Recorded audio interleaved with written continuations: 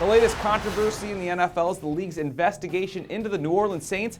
The allegations that they placed bounties on other players goes all the way up the chain. Sean Payton, Mickey Loomis, 22 to 27 different players all involved. Just how big of a deal is this, Eric? Don't you love when they break these stories on Friday afternoon? Always. That always seems to happen that way. But yeah, I mean, it basically implicates Gregg Williams as sort of the mastermind of this system where defensive players will be rewarded for knockout shots, for kill shots against other players. $1,000 if you get carted off the field, $1,500 if they don't make it back on the field, and the stakes go up in the playoffs. Now, this supposedly happened over a period of 3 years, 2009 to 2011.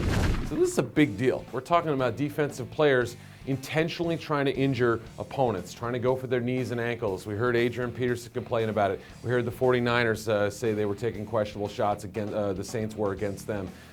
Steve Smith of the Panthers said he was not surprised by this news. He's been dealing with this for years. So obviously there's a lot of evidence that was there. The league has been looking into it for a while. I think this is actually a bigger deal than Spygate was.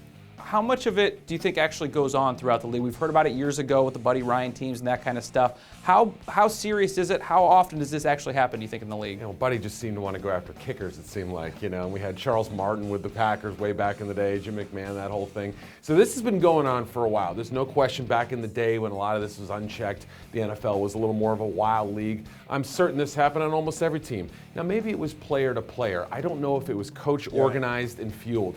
This is a system that was put in place. It was part of the culture in New Orleans. It became sort of the Saints' identity. That, to me, makes it more serious than some of the other stuff that may have happened before. And Gregg Williams seemed to kind of take pride in, the style of defense that they played, the remember me hits, and all these things that he kind of did. And now he's gone to the Rams. You got to think these, the repercussions are going to follow him there. No question about it. This is going to be fines in the thousands of dollars, not only for Williams, but also for the Saints. And if Spygate cost the Patriots a first-round pick, what's going to happen to the Saints? Remember, they don't have a first round. Right. Yeah, so it's probably going to be multiple draft picks, maybe some this year and next year. It's going to be fascinating to see what Roger Goodell does, a man who preaches player safety, supposedly above everything else. The Saints have been kind of the golden team throughout the league for the last couple of years. How much does this taint their legacy or the impression that people have of them around the league? Yeah, they were a feel-good story, no question about it, just like the Patriots were at one point. Spygate seemed to completely cut that out. I think this is going to have a similar effect. All of a sudden, they're not the darlings of the league,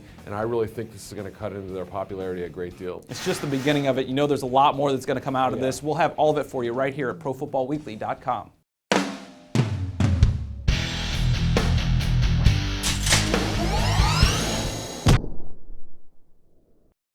It's never too early to start thinking about the NFL Draft, and Pro Football Weekly's new draft database has you covered. Check out updated player rankings for over 750 prospects and our exclusive PFW Stock Watch.